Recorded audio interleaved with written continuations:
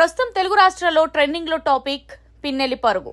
ఎక్కడ విన్నా ఎవరిని కదిపినా పిన్నెల్లి గురించే ప్రస్తావన వస్తోంది. ఒక్క ముక్కలో చెప్పాలంటే ఏపీలో ఏం నడుస్తుందంటే పిన్నెల్లి నడుస్తోందని సెటైర్లు వేస్తున్నారు.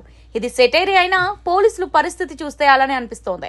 బాచర్ల ఈవీఎంను ధ్వంసం చేసిన వీడియో ఒక్కసారిగా వెలుగులోకి రావడం, ఈ అంశంపై కేంద్ర ఎన్నికల సంఘం సీరియస్ కావడం, పిన్నెల్లి అరెస్టుకు ఆదేశాలు జారీ చేయడం జరిగిపోయింది.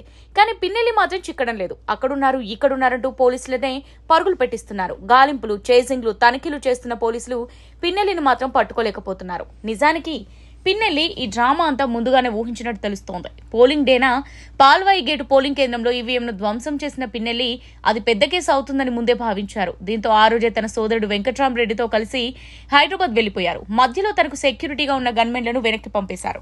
ముందస్తు సమాచారం ప్రకారం పిన్నెల్లి రామకృష్ణారెడ్డి కేపీహెచ్ బిలోని ఇందు విలాస్ లో తన ఇంట్లో ఉన్నట్టుగా చెబుతున్నారు. ఆయన సోదరుడు గచ్చిబౌలిలోని మరో ఇంట్లో ఉన్నారని టాక్. సీసీ కెమెరా ఫుటేజ్ బయటకు వచ్చిన తర్వాత ఆయన బయటకు వెళ్లినట్టుగా భావిస్తున్నారు. పిన్నెల్లి ఫోన్ ఆధారంగా హైదరాబాద్ లో ఉన్నట్లుగా గుర్తించి పోలీసులు బుధవారం ఉదయమే హైదరాబాద్ చేరుకున్నారు. గురజాల డీఎస్పీ ఆధ్వర్యంలో ప్రత్యేక పోలీసుల టీం ఇందు విలాస్ కి చేరుకుంది.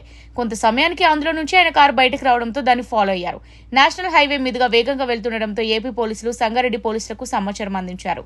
దీంతో స్పందించిన సంగారెడ్డి జిల్లా పోలీసులు జాతీయ రహదారిపై కంది కూడలి వద్ద కాపు కాశారు. తాత్కాలిక చెక్ పోస్ట్ ఏర్పాటు చేశారు. అయితే పటాన్చెరు దాటిన తర్వాత రుద్రారం వైపు కొంత దూరం వెళ్లిన కారు గణేష్ తండా వద్ద ఆగిపోయింది. ఈ కారును ఫాలో అవుతూ వచ్చిన ఏపీ పోలీసులు కారును తనిఖీ చేయగా అందులో డ్రైవర్, ఇతర సిబ్బంది మాత్రమే ఉన్నారు. పిన్నెల్లి లేరు. కారులోనే పిన్నెల్లి ఫోన్ ఉండడాన్ని గుర్తించిన పోలీసులు షాక్ అయ్యారు. దీంతో చేసేది లేక డ్రైవర్, సిబ్బందిని అదుపులోకి తీసుకుని విచారణ జరుపుతున్నారు పోలీసులు.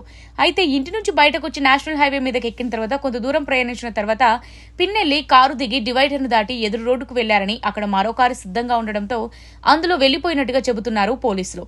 ఇదంతా చూస్తే పిన్నెల్లి ముందస్తుగానే హైదరాబాద్ ను విడిచిపెట్టి వెళ్లిపోయారని, కేవలం ఏపీ పోలీసులను తప్పుదారి పట్టించేందుకే ఇలా ప్లాన్ చేశారని భావిస్తున్నారు.